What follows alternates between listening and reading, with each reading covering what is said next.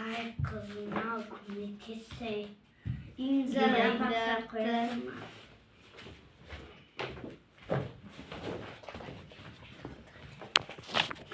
Хе-хе-хе, мен сені алдадым. Есікті құлттап қойдым, қасамайсың. Көмектесін де. Хе-хе-хе, саған ешкім көмектеспейді. Хе-хе-хе, өйткені мен есікті құлттап қойдым. Хе-хе-хе. Осылай біз сияқты